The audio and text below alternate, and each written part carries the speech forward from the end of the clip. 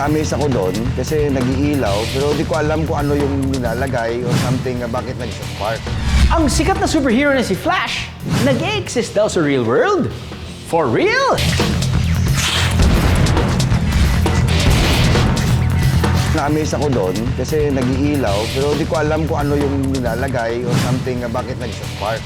Ang sikat na superhero na si Flash, nag-e-exist daw sa real world? For real? Let's zoom in!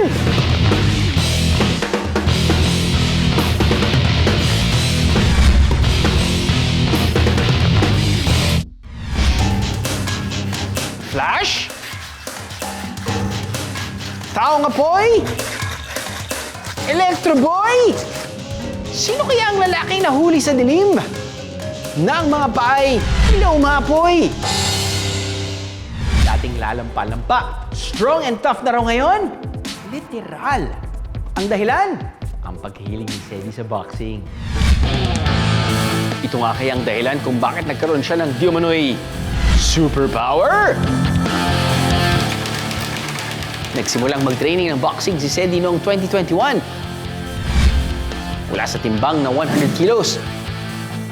Makalipas ang 8 buwan, 79 kilos na lang si Cedi ngayon.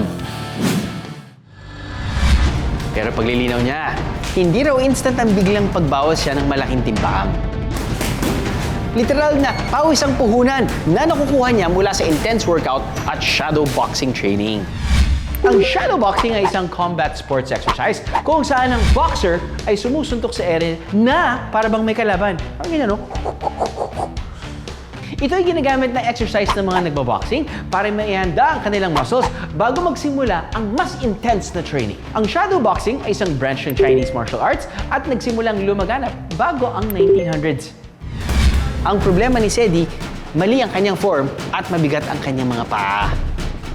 Pero hindi niya maitama ang form ng katawan dahil nahihirapan daw siyang makita ang kanyang mga paa tuwing nagsha-shadow boxing. Solusyon! Ang bright idea niya na Soul Spark!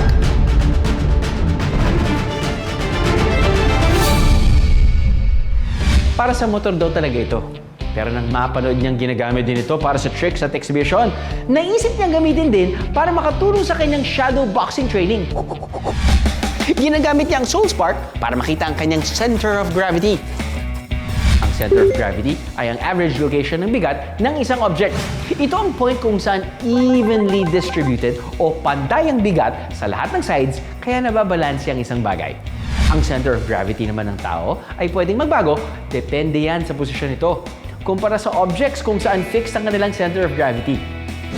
Kasi po sa pagboboxing, kailangan po balanse yung pagtayo. Yung pa ako medyo dinadrag ko siya. Nakatulong siya to regain my balance, to center my gravity po pag nagta-training.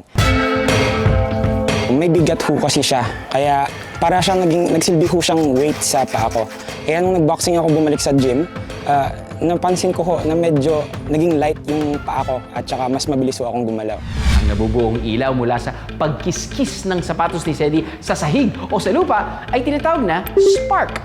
Ang spark ay isang incandescent particle na lumilikha ng ilaw kapag umiinit ang surface nang dahil sa friction o pagkikiskisan ng dalawang combustible material. Wala po akong idea kung bakit umiilaw. Ngayon lang ako nakakita ng sapatos na umi-spark. Parang sa movie or anime na ang cool niya tingnan. Ang kakaibang pailaw, naisip videohan ni Cedi. At napukaw nito ang atensyon ng netizens at meron ng 6.9 million views ngayon.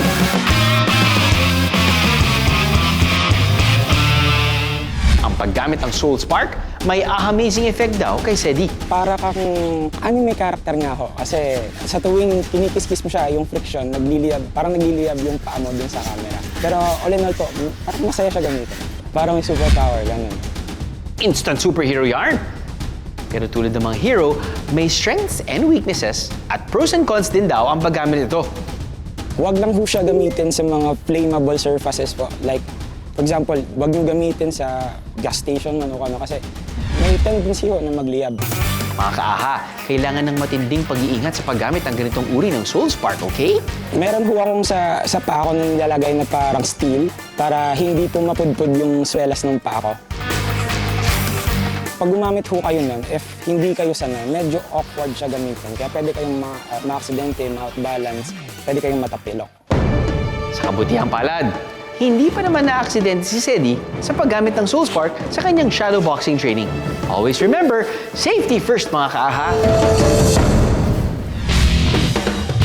Hindi lahat ng nakikita online, ginagawa lang for the clout. Ang iba, may malaking pakinabang at ambag sa buhay. For real!